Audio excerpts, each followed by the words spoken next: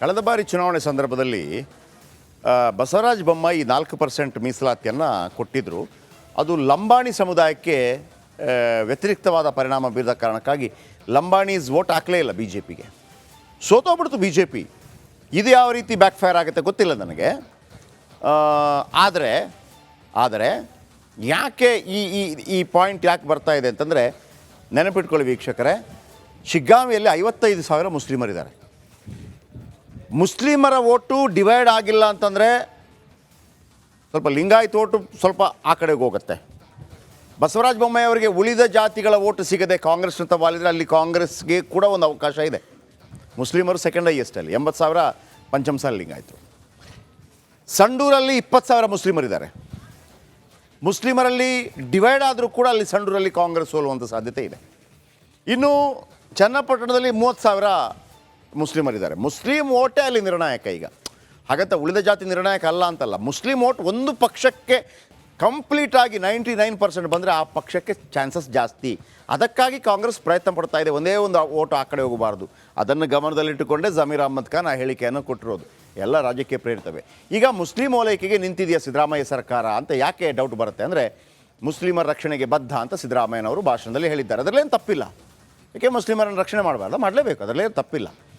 Muslim ಸಮುದಾಯಕ್ಕೆ 10,000 ಕೋಟಿ ರೂಪಾಯಿ ಅನುದಾನ ಕೊಡ್ತೇನೆ ಅಂತ ಈ ಹಿಂದೆ ಹೇಳಿದರು. ಇದೆಲ್ಲ ಬಂಡಲ್ಬಾಜಿ, ಇದರಲ್ಲಿ ಏನೂ ಹುರುಳಿಲ್ಲ. ಸುಮ್ಮನೆ ಮುಸ್ಲಿಮರದನ್ನು ನಂಬೋದು ಬೇಡ.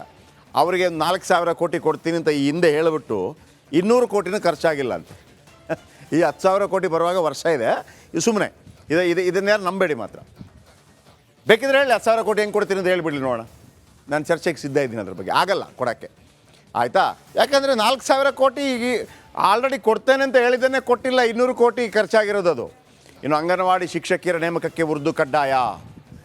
BJP ಕೆಂಗಣ್ಣಿಗೆ ಗುರಿಯಾಗಿದ್ದ ಸರ್ಕಾರದ ಘೋಷಣೆ. ಈಗ ಕಾಮಗಾರಿ ಗುತ್ತಿಗೆಯಲ್ಲಿ 4% ಮೀಸಲಾತಿಗೆ ಪ್ಲ್ಯಾನ್. ನಾನು ಹೇಳಿದ್ನಲ್ವ, ಕಾಮಗಾರಿ.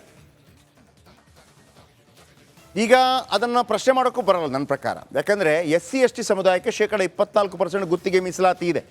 ಅವರಿಗಿದ್ದಾಗ ಅವ್ರಿಗೆ ಯಾಕೆ ಕೊಡಬಾರ್ದು 4% ಅಂತ. ಆದರೆ OBC ಸಮುದಾಯಕ್ಕೆ ಗುತ್ತಿಗೆಯಲ್ಲಿ 4% ಮೀಸಲಾತಿ ಇದೆ. ಅವ್ರು ಕೊಟ್ಟದೇ ನಮ್ಗೆ ಕೊಡಿ ಅಂತ ಕೇಳುವಂಥದ್ದು. ಗುತ್ತಿಗೆ ಆಧಾರ ದೊಡ್ಡ ಇಶ್ಯೂ ಆಗಲಿಕ್ಕಿಲ್ಲ.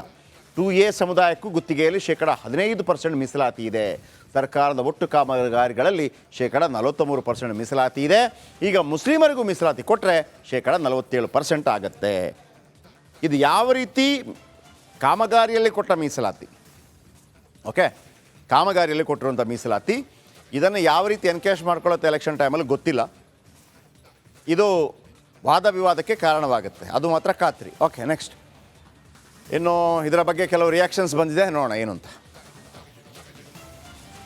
ಈ ತುಷ್ಟೀಕರಣದ ಪರಾಕಾಷ್ಠೆ ಅಂತಂದ್ರೆ, ಕಾಂಟ್ರಾಕ್ಟ್ಗಳಲ್ಲಿ ಮುಸಲ್ಮಾನರಿಗೆ 4% ರಿಸರ್ವೇಷನ್. ಸಂವಿಧಾನ ಪ್ರಕಾರವಾಗಿ ಎಜುಕೇಷನ್ದಲ್ಲಿರ್ಬೋದು ಅಥವಾ ಸೋಷಿಯಲಿ ಇರ್ಬೋದು, ಜಾಬ್ದಲ್ಲಿರ್ಬೋದು, 4% ರಿಸರ್ವೇಷನ್ ಈಸ್ ಅನ್ಕಾನ್ಸ್ಟಿಟ್ಯೂಷನಲ್ ಅಂಥೇಳಿ ಸುಪ್ರೀಂ ಕೋರ್ಟ್ ಜಡ್ಜ್ಮೆಂಟ್ ಇದೆ. ಬೇರೆದರಲ್ಲಿ ಇವರು ಕಾಂಟ್ರಾಕ್ಟದಲ್ಲಿ ಕೊಡಕೊಂಡಿರ್ತಾರೆ. ಅವೆಲ್ಲ ಸುಳ್ಳು. ಎಲ್ಲ ಎಲೆಕ್ಷನ್ ಟೈಮಲ್ಲಿ ಸುಮ್ಮನೆ ಹೊಸ್ದಾಗಿ ಪ್ರಚಾರ ಮಾಡ್ತಾ ಇದ್ದಾರೆ. ಯಾವ ಪ್ರಸ್ತಾವನೆಯೂ ಇಲ್ಲ. ನಾವು ಹಿಂದೆ ಶೆಡ್ಯೂಲ್ ಕ್ಯಾಸ್ಟ್ ಅವ್ರಿಗೆ ಮಾತ್ರ ಒಂದು ವಿಚಾರ ಇತ್ತು. ಈಗ ಅವೆಲ್ಲ ಕಂಪ್ಲೀಟ್ ಯಾವ ಮೈನಾರಿಟೀಸ್ಗೂ ಇಲ್ಲ, ಮುಸ್ಲಿಮ್ಸ್ಗೂ ಇಲ್ಲ, ಯಾವುದು ಚರ್ಚೆ ಆಗಿಲ್ಲ. ಎಲೆಕ್ಷನ್ ಟೈಮಲ್ಲಿ 1-2ನ ಕ್ರಿಯೇಟ್ ಮಾಡ್ತಾ ಇದ್ದಾರೆ. ಎಲ್ಲ BJP ಕ್ರಿಯೇಟ್ ಮಾಡ್ತಾ ಇದ್ದಾರೆ. ಐ ಆಮ್ ಅಥಾರಿಟಿಯಿಂದ ಹೇಳ್ತಾ ಇದ್ದೀನಿ ನಾನು, ಯಾವುದೂ ಇಲ್ಲ. ಎಲೆಕ್ಷನ್ ಸೋಲ್ತೀವಿ ಅಂತ ಅದೇನೋ ಬಟ್ಲು ಬೆಳ್ಳಿ ಬಟ್ಲು ಅಂದ್ರೆ ಅವರ ಸುಳ್ಳು ಮುಂದೆ ಯಾವ ಸತ್ಯಗಳು ಈಗ ನಡೀತಾ ಇಲ್ಲ, ಆ ಮಟ್ಟಕ್ಕೆ ಹೋಗ್ಬಿಟ್ಟಿದ್ದಾರೆ. ರಾಜ್ಯದಲ್ಲಿ ಒಂದು ಕಡೆ ಇಷ್ಟೆಲ್ಲ ಚರ್ಚೆ ಆಗುತ್ತಿದ್ರೆ ಅದು ಉಪಚುನಾವಣೆ ಮೇಲೆ ಪರಿಣಾಮ ಬೀರುವ ಆತಂಕ ಕಾಂಗ್ರೆಸ್ ಅನ್ನ ಕಾಡೋಕೆ ಶುರು ಮಾಡಿದೆ. ಹೀಗಾಗಿ ಈ ವಿಚಾರದಲ್ಲಿ ಯಾವುದೇ ಮುಸ್ಲಿಂ ನಾಯಕರು ಪ್ರತಿಕ್ರಿಯೆ ನೀಡಬಾರದು ಅಂತ ಸಿಎಂ ಸಿದ್ದರಾಮಯ್ಯ ಖಡಕ್ ಸೂಚನೆ ನೀಡಿದ್ದಾರಂತೆ. ಅದೇ ಕ್ಲಾರಿಫಿಕೇಶನ್ ಸಿಎಂ ಕಡೆಯಿಂದ ಕೊಟ್ಟಿದ್ದಾರೆ. ಅದು ಎಲ್ಲ 7 ಜನ MLA ಸೇರಿ ಕೊಟ್ಟಿರೋದು. ಅದು ಕನ್ಸಿಡರೇಷನ್ ಅಲ್ಲಿ ಇದೆ, ತೀರ್ಮಾನ ಆಗಿದೆ. ಇನ್ನು ಇದೇ ಗ್ಯಾಪ್ನಲ್ಲಿ ಸರ್ಕಾರ ಡ್ಯಾಮೇಜ್ ಕಂಟ್ರೋಲ್ಗೆ ಮುಂದಾಗಿದೆ. ಸರ್ಕಾರಿ ಕಾಮಗಾರಿಗಳಲ್ಲಿ ಮುಸ್ಲಿಮರಿಗೆ ಮೀಸಲಾತಿ ಬಗ್ಗೆ ಬೇಡಿಕೆ ಬಂದಿದ್ದು ನಿಜ, ಆದ್ರೆ ಯಾವುದೇ ಪ್ರಸ್ತಾವನೆ ಇಲ್ಲ ಅಂತ ಸಿಎಂ ಕಚೇರಿ ಸ್ಪಷ್ಟನೆ ಕೊಟ್ಟಿದೆ. ಇಲ್ಲಿಂದ ಮುಂದೆ ಈ ಗುತ್ತಿಗೆ ಮೀಸಲಾತಿ ಪಾಲಿಟಿಕ್ಸ್ ಎಲ್ಲಿಗೆ ಹೋಗಿ ಮುಟ್ಟುತ್ತೋ ಕಾದು ನೋಡಬೇಕಿದೆ. Bureau report, Republic Kannada. ಇಬ್ಬರಿಗೂ ಅನುಕೂಲ ಯಾವ ರೀತಿ ಆಗ್ತದೆ, ರಾಜ್ಯದ ಹಿತನೂ ಕಾಪಾಡಿಕೊಂಡು ಜನರ ಹಿತನೂ ಕಾಪಾಡಿಕೊಂಡು ಪರಿಶೀಲನೆ ಮಾಡ್ತೀವಿ ಅಂತ ಹೇಳಿದ್ದೀವಿ.